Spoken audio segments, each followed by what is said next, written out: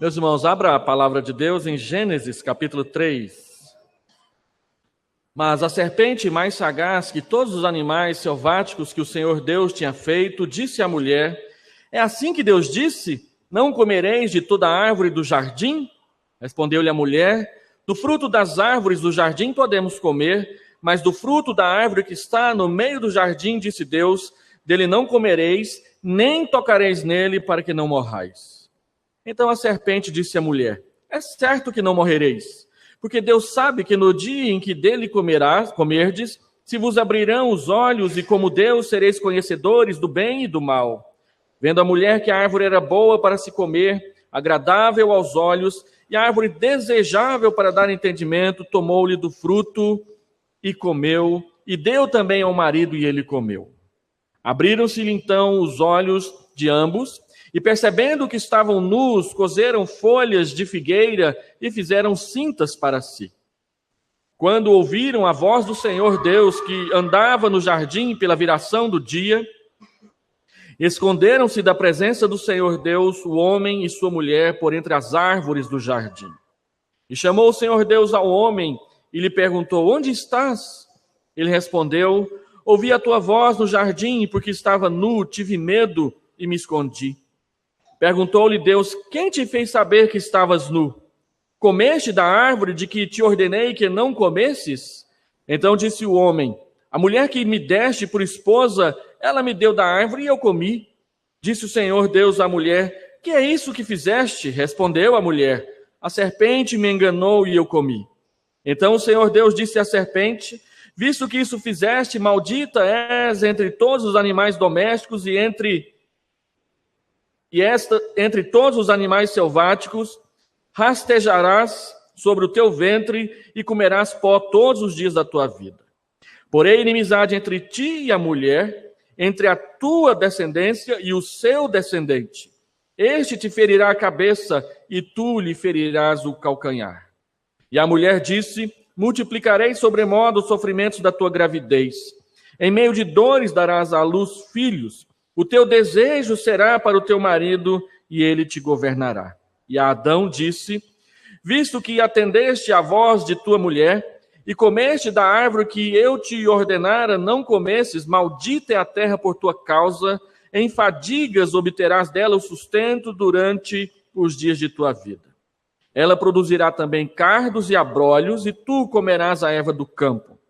No suor do rosto comerás o teu pão, até que tornes a terra, pois dela foste formado, porque és pó, e ao pó tornarás. E deu o homem o nome de Eva, a sua mulher, por ser a mãe de todos os seres humanos. Fez o Senhor Deus vestimenta de peles para Adão e sua mulher, e os vestiu. Então disse o Senhor Deus: eis que o homem se tornou como um de nós, conhecedor do bem e do mal, assim que não estenda a mão e tome também da árvore da vida e coma e viva eternamente. O Senhor Deus, por isso, o lançou fora do jardim do Éden, a fim de lavrar a terra de que fora tomado. E expulso o homem, colocou querumbins ao oriente do jardim do Éden, e o refugir de uma espada que se revolvia para guardar o caminho da árvore da vida. Vamos orar. Senhor, nós lemos a Tua palavra e ela é revelação do Senhor para nós.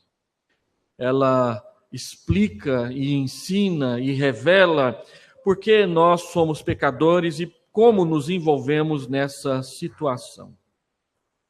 Agora queremos pedir que o Senhor fale a nós, para que o nosso entendimento seja completo e a nossa consagração a Ti seja verdadeira.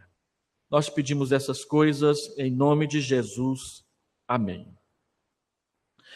Meus irmãos, eu havia programado expor aos irmãos nos cultos de domingo à noite que eu viesse ao púlpito aqui, o livro de Amós. Já tem uns 2 anos que eu tenho lido e meditado em Amós e tenho tido muita vontade de expor Amós. No entanto, essa situação na qual nós estamos envolvidos este ano, trabalhando aqui e trabalhando também lá na Igreja Mosaico, tornou cansativa a tarefa de fazer isso este ano. E como sempre nós nos organizamos para que façamos sermões de uma forma de manhã e de outra forma à noite, eu havia programado expor pela manhã vários encontros com Deus e algumas pessoas do Antigo Testamento, que eu tenho chamado já há algum tempo, é uma série que eu fiz lá no Balneário Minha Ponte, no início de 2004, todo ano de 2004, que eu tenho chamado de Encontros com Deus no Antigo Testamento. Mas, quando eu estava preparando as quantidades de vezes que eu fazer essas exposições aqui, eu teria apenas 9 oportunidades para, nos cultos da manhã, falar sobre vários encontros de Deus com algumas pessoas no Antigo Testamento. Então, eu resolvi jogar a Amós para o ano que vem, se Deus permitir, e expandir essa série de exposições de não somente 9, mas pelo menos 18 exposições sobre encontros com Deus no Antigo Testamento. E eu queria batizar essa série que eu farei a partir de hoje com os irmãos de Encontros Tremendos. Porque alguns anos atrás surgiu aqui em Goiânia, e Goiânia foi muito sacudida com isso, e até hoje acontece, o movimento G12. E o movimento G12, que nós não temos procurado não nos comprometermos com ele por causa de várias teologias que atrapalham que esse movimento seja bênção na vida da igreja. Ele é todo construído em cima de encontros que acontecem em finais de semana, e os irmãos que têm boa memória, isso aconteceu há 15 anos atrás, mais ou menos, eles intitulavam esses encontros de encontros tremendos, porque as pessoas algumas ficavam tremendo o tempo todo em êxtase nos encontros, e que o resultado era uma chuva de renovação de ânimo na vida de muitas pessoas. Ao depois, ficou claro que esse movimento estava trazendo muito mais divisão do que crescimento para a igreja. Estava trazendo muito mais confusão do que esclarecimento da doutrina do evangelho para as pessoas. Então, quando eu estava fazendo essa série de exposições sobre esses encontros com Deus no Antigo Testamento, eu me deparei com o texto que eu vou expor aqui na igreja brevemente, que é o texto de Êxodo, capítulo 20. Aqueles irmãos que conhecem as Escrituras sabem que é o local na Escritura onde Deus revela os 10 mandamentos. E é Estevão, no Novo Testamento, que diz para nós como Moisés saiu da presença de Deus naquele dia. Para surpresa nossa, Estevão diz que Moisés saiu da presença de Deus tremendo. Então, Êxodo 20 vai dar, que eu tenho exposto com o título de Um Encontro Tremendo, vai ser o título que eu quero dar para toda essa série sobre encontros com Deus no Antigo Testamento, especialmente nos livros históricos. O método que eu escolhi para selecionar essa exposição temática para a igreja são as conversas que as pessoas têm com Deus. Para os irmãos terem uma ideia, aqui em Gênesis 3, na narrativa da queda do homem, é o primeiro diálogo que acontece escrito na Bíblia entre o homem e Deus. Hoje, então, eu quero falar sobre Deus, Adão e Eva. Na próxima vez que eu vir ao púlpito, e eu vou fazer da seguinte forma: eu vou expor só sobre esse tema, tanto nos domingos à noite, quanto no domingo de manhã. No domingo de manhã, no máximo 20 minutos, e no domingo à noite, o tanto que os irmãos aguentarem me ouvir assentados aí no banco. Encontros tremendos, porque na época do G12, eles diziam que o encontro é tremendo porque a gente está na presença de Deus e acontecem coisas, entre aspas, tremendas. Agora, quando nós olharmos para estes encontros tremendos que eu quero compartilhar com a igreja, os irmãos vão perceber que muitos encontros com Deus, eles são ruins para os homens. Porque Deus vem conversar com eles para perguntar a respeito de pecados, de coisas que Ele gostaria que eles fizessem e eles não estão fazendo. Deus repreende, Deus castiga, Deus executa o seu juízo sobre aqueles que deveriam estar na sua presença mas não estão andando adequadamente. Estes encontros tremendos também narram encontros de verdadeiros êxtases espirituais entre homens e Deus. Como, por exemplo, o Êxodo 33, quando Moisés tem um encontro tremendo, nós poderíamos usar, entre aspas, um encontro mágico entre ele e Deus, que é o ponto mais alto da sua vida, quando ele pede para Deus o direito de vê-lo, e Deus lhe concede o direito de ver e conhecer toda a sua bondade, que ele passará diante dos seus olhos. Ou como o encontro da esposa de Manoá, mãe de Sansão, que de repente o anjo de Deus vem conversar com ela a respeito da promessa do nascimento de um filho, Sansão. E ela fica toda perturbada, conta a história para o seu marido, e então o seu marido vem e Deus se revela aos dois. Uma única vez, Deus conversa com eles pessoalmente, e aquilo foi o suficiente para eles viverem piedosamente na sua presença o resto das suas vidas. Ou como Moisés, quando Deus diz, vá lá para o Egito libertar o meu povo. Ou como Josué, quando Deus diz, não temas nem te espantes, eu vou com você. Ou como quando ele se encontra com Gideão e diz, ser forte, homem valente, vá lá e derrote os midianitas como se fossem apenas um homem. Então, observando essas conversas de Deus com as pessoas, de fato nós podemos testemunhar que encontrar-se com Deus é algo tremendo. Só que muito mais do que satisfazer a nossa vontade pessoal, nestes encontros tremendos, Deus diz o que Ele espera de nós, o que Ele não quer que nós façamos. E Ele também abençoa com graça, com presentes, com respostas aos pedidos que são feitos, a bênção da sua presença, da sua ação, da sua intervenção, muitas vezes até miraculosa na vida dessas pessoas. Encontros como o de Jeremias, que Deus diz, vai lá e prega a minha palavra para Israel e diga que Jerusalém será destruída e eles vão experimentar 70 anos de cativeiro. E Jeremias diz, Senhor, eu não passo de uma criança. Eu não consigo fazer isso. E Deus diz, não importa. Eu vou colocar na sua boca as minhas palavras e tudo o que você disser vai acontecer. Encontros tremendos. E o primeiro deles não é lá o melhor que a gente poderia escolher para começar uma série que fala a respeito dessas questões de Deus. Nós estamos aqui diante do texto que é a nossa maior vergonha, que é a narrativa da queda do homem no pecado, da queda da mulher no pecado e da consequente expulsão deste homem e dessa mulher da presença de Deus. Gênesis 3 levanta e mostra e revela para nós que realização pessoal e prazer pessoal, para todos os lados que se olha, é isso que as pessoas desejam, é isso que as pessoas querem, elas querem experimentar o direito de viver a sua independência. Gênesis 1 e Gênesis 2 diz que Deus não criou o homem para ser um ser independente.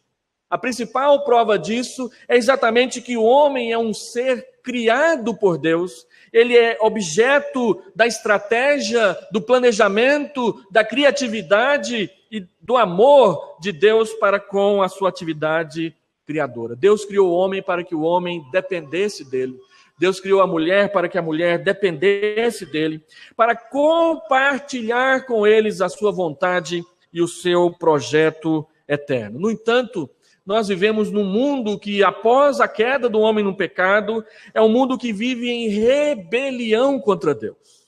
Nós somos ensinados que o melhor bem que nós podemos buscar e encontrar é a nossa própria satisfação pessoal. A frase do momento é: jamais desista dos seus sonhos.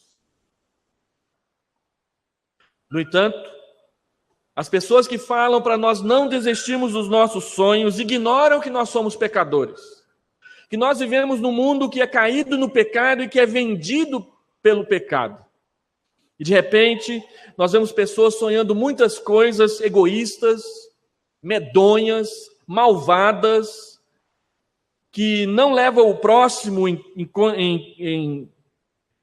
conta, E o resultado, várias vezes eu recebo no meu gabinete pastoral pessoas que sonharam, e os seus sonhos se tornaram verdadeiros pesadelos.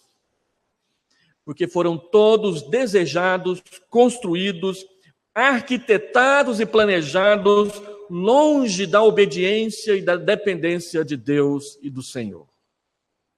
Nós conhecemos pessoas que vão para o exterior, moram anos lá fora, com o único desejo de se enriquecer, porque o euro vale mais que o real, porque o dólar vale mais que o real. E eu conheço pessoas que moraram tempos nos Estados Unidos e conseguiram voltar de lá mais pobre do que quando estiveram por aqui. Não juntaram nada, perderam tudo. Perderam tudo porque eram conduzidos pela cobiça do ter, do alcançar, do fazer, do sonhar, sem saber para quê. E a resposta bíblica é o que está narrado aqui em Gênesis capítulo 3, quando o homem caiu na presença de Deus. E o meu objetivo nessa noite, e para abrir essa série sobre encontros tremendos, é demonstrar que a queda é exatamente o afastamento de Deus pela busca de uma realização pessoal do homem em rebelião, em rebeldia contra o Senhor, que é Deus. Em primeiro lugar, o texto nos ensina, no verso 1 até o verso 5, que a queda ela se dá por meio de uma tentação. Nós aprendemos em teologia sistemática que o pecado ele não é normal, ele não é natural na vida humana. Exatamente por isso que causa tanta tristeza, tanta ansiedade, tanta depressão, tantos sentimentos ruins do nosso coração. O homem não foi criado por Deus para viver uma vida de pecado. O pecado é um intruso, um anormal que veio tirar a normalidade das nossas relações, tirar a normalidade do nosso jeito de ser e até mesmo de sonhar o futuro para nós mesmos.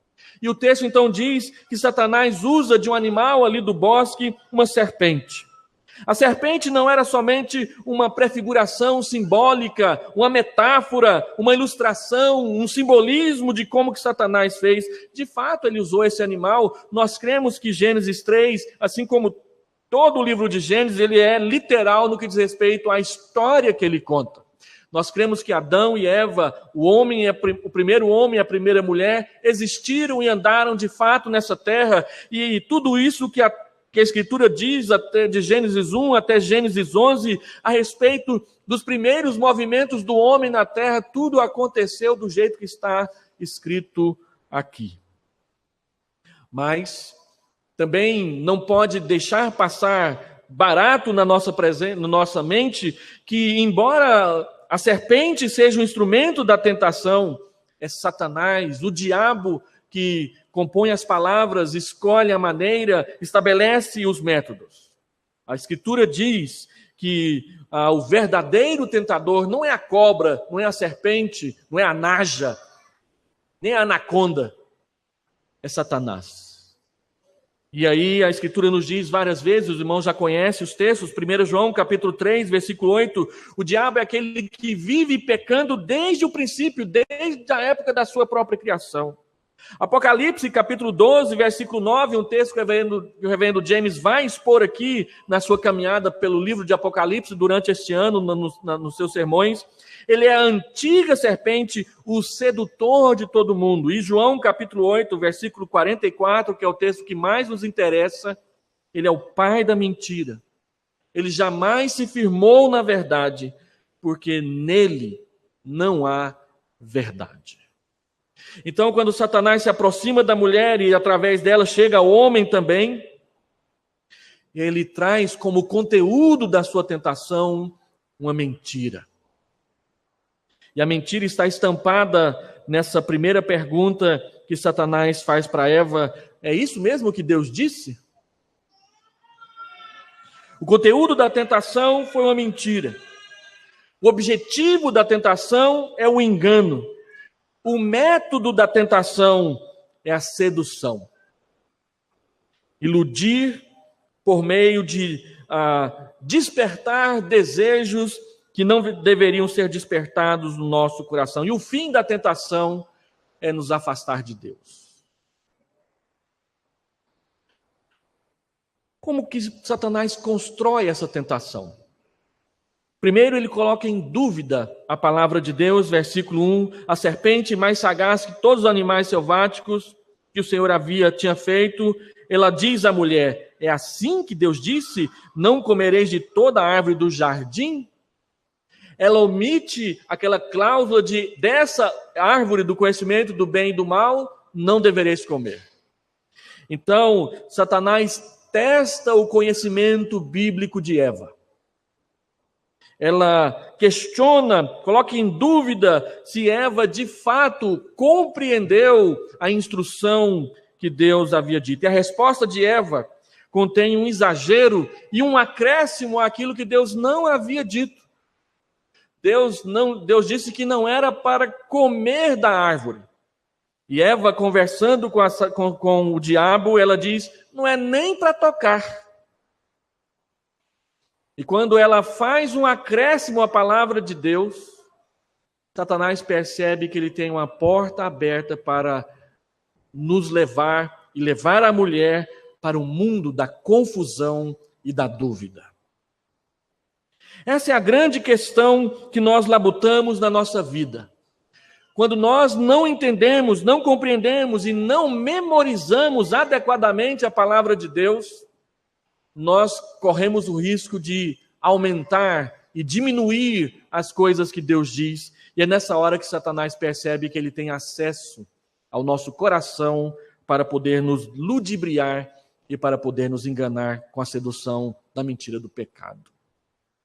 Observem que depois que Eva faz esse acréscimo, Satanás tira proveito disso e ele nega a palavra de Deus, versículo 4. Então a serpente disse à mulher, é certo que não morrereis. Deus disse que no dia em que Adão e Eva comessem do fruto da árvore, eles morreriam. Então Satanás, aproveitando que a mulher não está tão firme assim no conhecimento do que Deus disse, ele diz, não é bem assim não. Se você tem a capacidade de acrescentar coisas à palavra de Deus, se você tem a capacidade de diminuir coisas da palavra de Deus, então Satanás pode te levar a negar a palavra de Deus. O diabo então nos leva a descrer do que Deus disse, uma vez que nós não guardamos adequadamente a sua palavra no coração. Na tentação, o nosso único instrumento de defesa é a nossa confiança na palavra de Deus, e desconfiamos de Deus quando não usamos a sua palavra.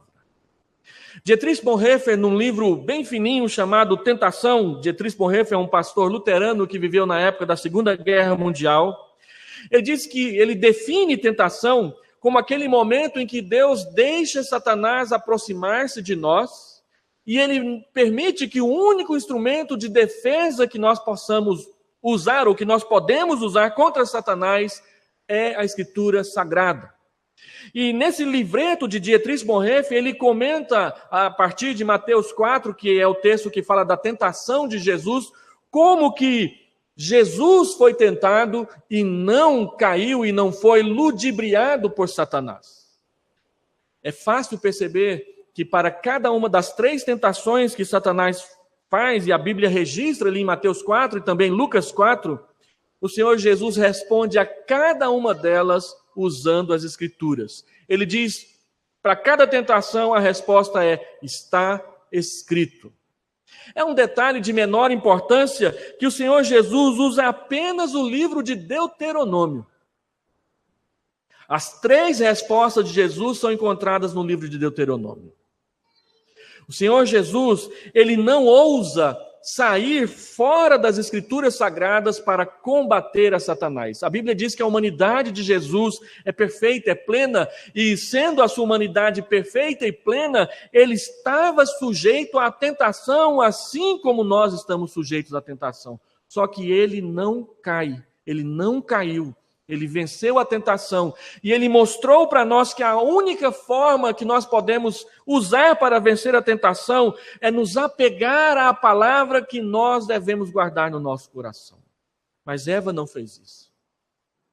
E por não ter feito isso, ela foi vítima da manipulação de Satanás na sua vida.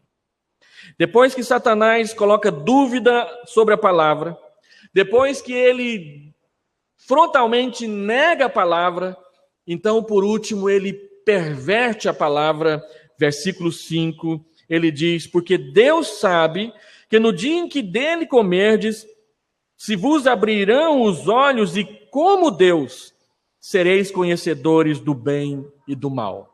Nós costumamos dizer na classe de catecúmenos que o primeiro pecado cometido foi o pecado da desobediência. Mas o que causou a desobediência foi Satanás despertar no coração do homem e no coração da mulher o desejo de ser igual a Deus, a soberba. E é isso que muitas vezes nos torna vulneráveis às ações de Satanás, porque nós queremos combater a Satanás de forma soberba, desconfiando da palavra de Deus, não dependendo da ação de Deus e do seu Espírito na nossa vida, porque achamos que estamos fortes, porque achamos que somos capazes, porque achamos que somos independentes. A doutrina do livre-arbítrio, que é o maior foco de discussão entre arminianos e calvinistas, e que dá dor de cabeça em todo o mundo, é a maior declaração de que o homem é capaz de confiar só em si mesmo. E que ele não precisa de Deus para vencer os seus desafios. Mas o que a palavra de Deus diz, que Deus não nos deu livre arbítrio depois da queda. Nós temos livre agência. Livre agência quer dizer que nós agimos de acordo com a nossa natureza. Antes de Adão pecar, a sua natureza era pura, sem pecado. Mas depois do pecado, ela se tornou inclinada para o mal. Deus não criou o homem sem pecado no sentido que Deus criou o homem neutro, que ele não é nem bom e nem mal. O que a Bíblia diz, e isso é dito inúmeras vezes em Gênesis 1, que tudo que Deus criou era bom. E no verso 31 diz que quando ele criou o homem, ele achou aquilo muito bom. Então o homem não foi criado neutro, o homem foi criado bom, completamente livre e na presença de Deus, e por decisão, ele escolheu desobedecer a Deus, porque Satanás despertou no seu coração o desejo de ser igual a Deus. Nós nunca seremos iguais a Deus. A palavra de Deus diz que nós seremos semelhantes a Jesus, 1 João capítulo 3, versículo 1. Mas igual a Deus nós jamais seremos. Nós jamais seremos onipotentes. Nós jamais seremos oniscientes. Nós jamais seremos onipresentes. Nós jamais seremos infinitos e eternos como Deus é eterno. Nós somos eternos a partir da nossa criação. Mas Deus é eterno no sentido pleno da palavra, ele não tem nem começo e ele jamais terá fim. Agora nós somos criação dele, estamos plenamente dependentes das suas mãos. Mas Satanás conseguiu colocar isso no nosso coração, de que nós não precisamos de Deus. E como Hollywood fala em quase todos os filmes, eu é que faço o meu destino. Mas não é assim. Gênesis 3 mostra de todas as formas que se nós não dependemos de Deus, existem outros que têm interesse em acabar conosco. Existe Satanás, existe o mundo espiritual que é mau. E que, embora muitas vezes nós achamos que eles nem existem, mas a palavra de Deus dá provas inúmeras e diversas de que há um mundo espiritual por trás dessa cortina que os nossos olhos não conseguem enxergar. Então isso tem que nos levar a meditar em como nós levamos a sério ou não levamos a sério o que Deus diz na sua palavra para nós. Segundo, a queda se dá pela realização de um desejo sedutor, versículo 6.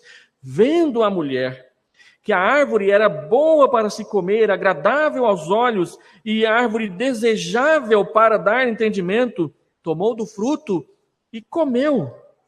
E deu também ao seu marido e ele comeu. Alguns autores têm feito um paralelo entre esse versículo 6 de Gênesis 3 com o texto de 1 João, capítulo 2, quando João fala a respeito da concupiscência dos olhos, da concupiscência da carne e da soberba da vida. 1 João, capítulo 2, versículo 16, para ser mais exato.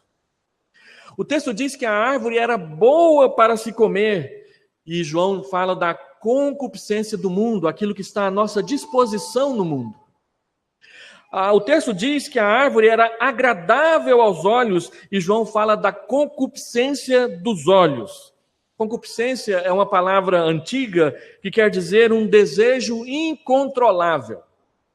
E a gente precisa saber bem disso, porque às vezes nós olhamos algumas palavras na Escritura e começamos a usá-las de forma inapropriada. Uma das palavras que nós usamos de forma inapropriada é a palavra exortação. Ela é muito comum nas Escrituras. Nas Escrituras, exortação significa estimular, animar, empurrar para frente, ajudar a fazer o certo. Mas a nossa forma de usar exortar é repreender, é chamar a atenção, é brigar com o outro. Então, quando alguém faz alguma coisa errada, a pessoa chega no pastor e diz: pastor, exorta o irmão, chama a atenção dele. Não é a forma correta de usar a palavra exortar. Você está pedindo para que eu incentive ele a continuar fazendo o que ele está fazendo. A palavra correta é admoestar. Admoestar, sim, significa repreender, chamar a atenção. Ela significa literalmente bater a mão no ombro e dizer: não é por aí não. Mas exortar é animar. Uma outra palavra pode ser essa palavra concupiscência. Todo mundo que é cristão e é membro da Igreja Presbiteriana do Brasil há mais tempo conhece a história do irmão que foi convidado a orar pedindo a bênção de Deus para o sermão do pastor, e ele diz: ó Senhor, enche o nosso pastor de concupiscência nessa hora. Por favor, não peça isso para mim. Concupiscência é um desejo incontrolável para pecar. Então, só para você saber o que é essa palavra difícil de falar e que às vezes é até interessante. Depois ele fala da soberba da vida, porque o texto diz que a palavra tinha uma aparência boa para dar entendimento. Então, o mundo, a carne e o diabo se associam para nos tentar, nos seduzir e nos afastar de Deus. E o texto diz que ela comeu e deu ao seu marido e nada aconteceu de bom depois disso.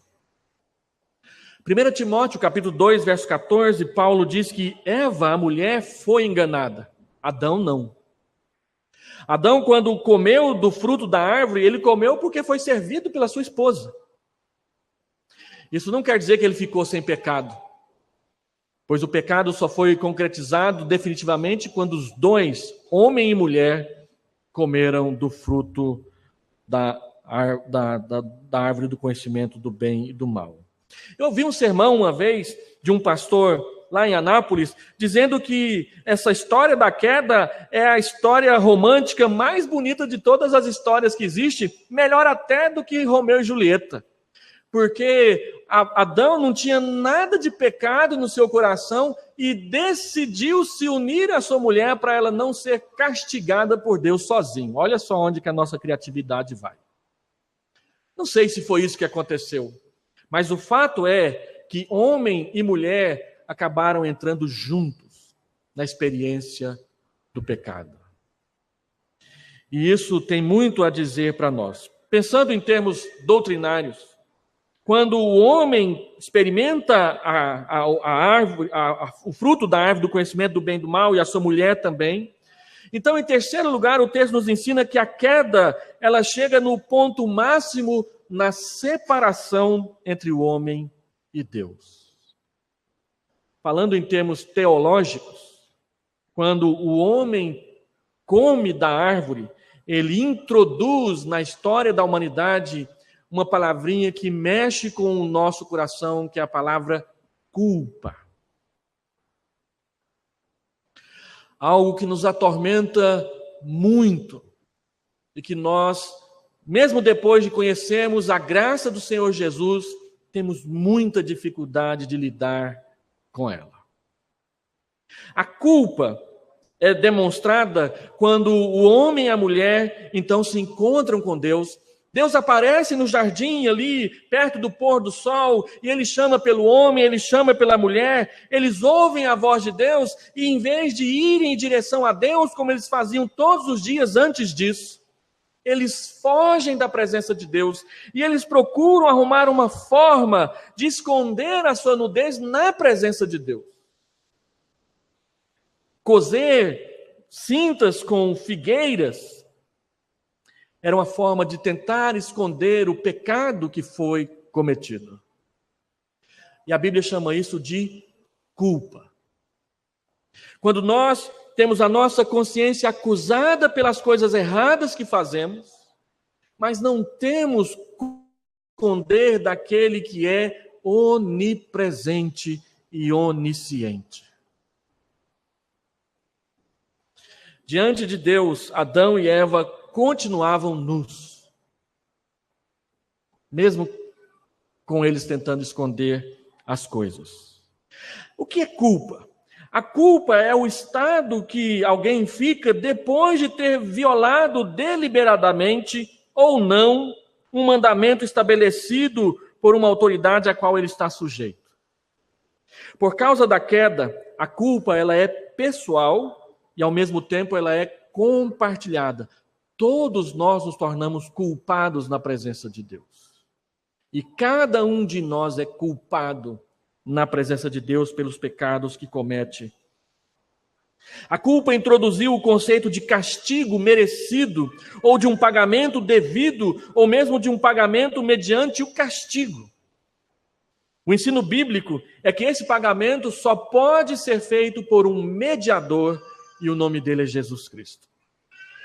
Por isso, o texto mostra a queda, e imediatamente a primeira promessa do Evangelho é citada no versículo 15, quando diz que o seu descendente ferirá a cabeça da serpente. Para nós hoje, a única resposta que nós podemos oferecer diante da culpa e os sentimentos de culpa que são consequentes dela é o arrependimento dos nossos pecados e a confissão do depósito da nossa fé na obra de Jesus a nosso favor. Como que nos livramos da condenação e da culpa? Arrependendo-nos dos nossos pecados e confessando-os na presença do Salvador. Porque quando a culpa apareceu, o relacionamento entre Deus e o homem foi rompido. Um texto que não sai da minha memória é Isaías 59. Eis que a mão do Senhor não está encolhida. O seu braço não pode salvar, mas os vossos pecados causam separação entre vós e o vosso Deus. Deus estende a mão sobre nós, mas nós, por causa da culpa, por causa da nossa corrupção pecaminosa, nós continuamente nos afastamos do nosso Deus. Qual que é a resposta de Deus quando Deus dirige a palavra para ele e ele diz: eu tive medo? Ele não diz que tem temor de Deus, ele diz que tem medo de Deus. E por isso ele se esconde. Quantas e quantas pessoas se escondem da verdade, da necessidade de pedir perdão, da oportunidade de oferecer o perdão. Uma vez eu recebi no meu gabinete pastoral uma senhora, ela me contou uma história, ela ficou 2 horas no meu gabinete e me contou tudo da vida dela. Que ela era uma mulher muito bonita, que ela tinha um homem que ela quisesse, que ela havia se envolvido com prostituição, e que de repente um senhor apareceu lá no lugar onde ela tinha os encontros de prostituição dela, se apaixonou por ela e a tirou de lá. E ela teve uma nova vida. e teve um filho com ele, mas sentiu saudade da velha vida e começou a praticar adultérios. E por mais que o marido tentasse manter a relação, ele não conseguiu mais, e ela se afastou dele e do seu filho. E depois ela se reencontrou com o filho e queria se reconciliar com ele, mas não conseguia por causa da culpa. E eu disse para ela: olha, tem 2 horas que a senhora está aqui, a senhora me contou toda a sua história. No desenrolar do contar da história, ela havia me dito que havia contado para mais 2 outros pastores antes de mim, mas ela não tinha coragem de chegar diante do filho e contar tudo para ele. E eu perguntei para ela o seguinte: como que a senhora tem coragem de contar tudo isso para mim, que sou um estranho, que a senhora está vendo pela primeira vez, e não tem coragem de contar para o seu filho, a quem a senhora ama? É isso que aconteceu com Adão aqui. Eu tive medo. Então eu disse para ela: a única forma da senhora limpar o seu coração dessa culpa, desse medo, dessa fuga, é chegar diante do seu filho, do seu marido, e confessar para eles o que a senhora fez. E pedir para eles perdão. Ela disse: o senhor está dizendo que é isso que eu tenho que fazer? Eu disse: é isso que a senhora tem que fazer se a senhora ler a Bíblia. Eu disse: isso eu não faço. Então eu pergunto, como que as pessoas têm coragem de abrir o seu coração para estranhos, mas não têm coragem de abrir o seu coração para aqueles que amam? Por causa disso daqui. Pecado. Pecado não confessado. Pecado não arrependido. Pecado não deixado para trás. O homem diz para Deus: Senhor, eu tenho medo do Senhor. E Deus diz: como assim? Será que Deus tem dúvida? Será que Deus não sabe das coisas? Não, Deus está fazendo perguntas para tirar de dentro da alma do homem aquilo que ele precisa derramar e tirar de dentro de si. Ele faz perguntas, não é porque ele não sabe. Ele faz perguntas porque ele quer que você diga. E ele quer que você diga, não é porque ele quer te expulsar da sua presença, é porque ele quer te curar. É porque ele quer te limpar. É porque ele quer te libertar disso que atormenta e alfineta o seu cérebro, o seu coração o tempo todo.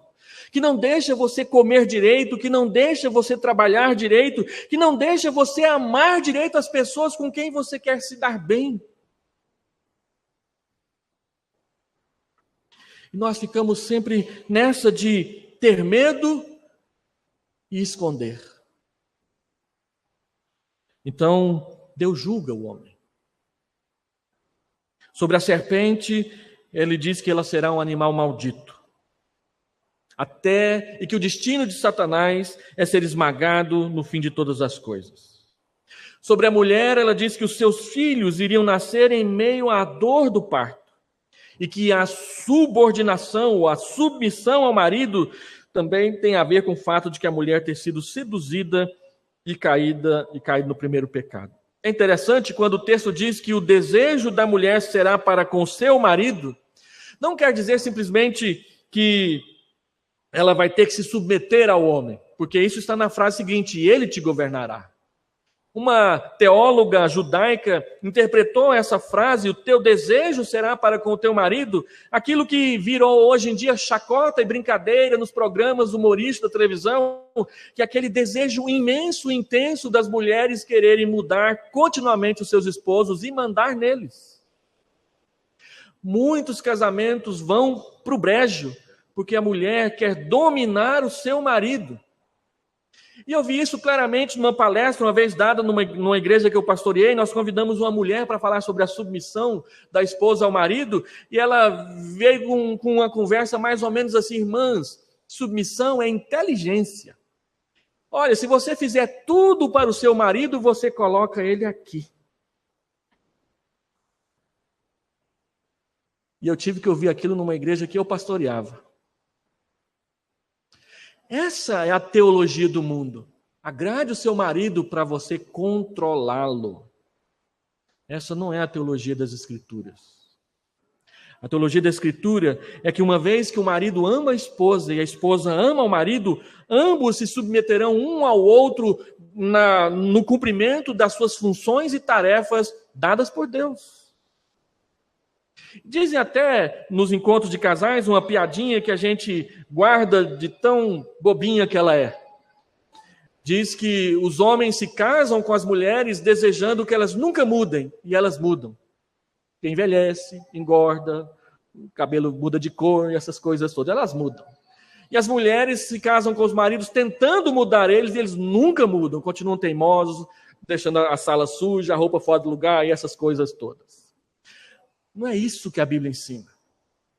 Não é que as mulheres têm que estar sempre tentando mudar os homens e que os homens devem estar sempre tentando manter as mulheres como elas estão.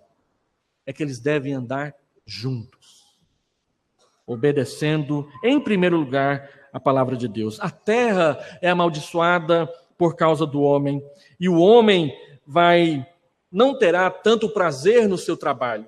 Esse texto não está dizendo que o trabalho é uma canseira, no sentido de que ele não é bom. O texto está dizendo que o trabalho que é bom, ele agora tem seus percalços e as suas dificuldades.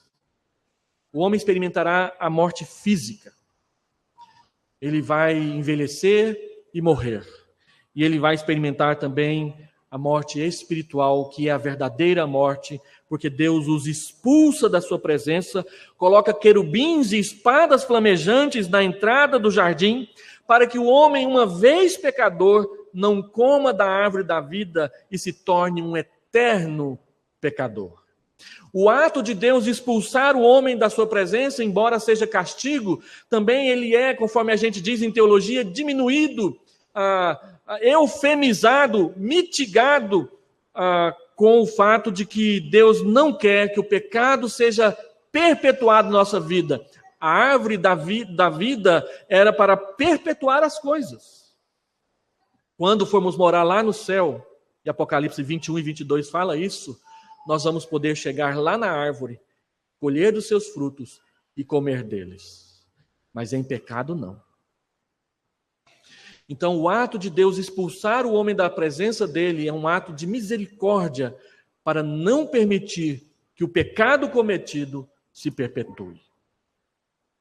A morte espiritual é quando nós somos banidos eternamente da presença de Deus, e Deus não quer que isso aconteça. Então eu quero partir para a conclusão. Esse encontro ele é tremendo. Ele é tremendo porque ele revela o quanto que nós, debaixo do pecado, não sabemos nos conduzir e nos comportar na presença de Deus. Mas como que Deus, mesmo quando ele castiga o homem, ele nunca destrói a esperança do melhor. Por 3 razões. O verso 15, nós temos a apresentação da promessa de Deus de que ele nos dará um redentor. Mesmo o homem caído no pecado. Segundo, é interessante que somente agora Eva ganha um nome. E o fato de Adão dar o nome para Eva, sua esposa, é uma prova de que o desejo de Deus é de que a vida seja preservada e ela continue. Porque Eva será a mãe de todos os seres humanos. Isso é um privilégio. Apesar de Eva ter sido o primeiro ser humano a pecar, isso sujou um pouquinho o seu grande privilégio de ser a primeira mãe de todos os seres humanos. Ser mãe é algo que consola no meio da dor. Diferente de muitas mulheres que hoje em dia não querem ser mãe. E de muitos casais que não querem ter filhos. Porque os filhos não são o problema. O problema são os pecados. Os filhos são bênção de Deus. E a promessa de ter filhos, ela continua mesmo depois da queda no pecado. E terceiro, O verso 21 fala da segurança da providência de Deus. Fez o Senhor Deus vestimenta de pelos para Adão e sua mulher e os vestiu. Aquelas folhas de figo não ia durar muito, gente. Você já viu folha de figo? Tem gente que quer melhorar cabelo com aquilo e depois experimenta, é problema, né? Mas é folha. Folha seca, folha rasga, folha acaba. Então Deus, que foi o primeiro estilista, deu roupas para o homem e para a mulher. Alguns acham que aqui surge a ideia e o conceito de sacrifícios de animais. Deus deve ter matado alguns animais para usar o pelo deles e fazer roupas para o homem e para a mulher. E depois, então, a ideia de um mediador, de um substituto, ela começa a ser introduzida aqui. Mas há muita discussão sobre isso. O que eu quero apontar como conclusão é que Deus é um Deus providente. Mesmo castigando o homem, mesmo o expulsando da sua presença, Deus não abandona o homem. Deus não joga o homem à própria sorte. Deus ama e Deus vai atrás e Deus cuida. Assim, meus irmãos, como que nós temos nos encontrado com Deus? Qual tem sido o sentimento que tem governado os nossos encontros com Deus? Medo, culpa, segurança, dependência. Gênesis nos ensina que a forma de nos relacionarmos com Deus é aceitar a dependência e nos regozijarmos nela. Porque o outro caminho, o caminho de deixa que eu faço do jeito que eu achar melhor, foi o caminho que nos colocou na situação na qual nós nos encontrávamos antes de conhecer Jesus. Sem rumo, sem Deus e sem esperança. Mas agora, Deus nos oferece em Cristo uma nova forma para nos reconciliarmos com Ele e voltarmos à sua presença não com medo, não nos escondendo entre árvores dos jardins, mas como diz Hebreus, entrando ousadamente até o trono da graça, para receber socorro, para receber misericórdia, para receber graça em ocasião oportuna. É assim que Deus quer que nos encontremos com Ele.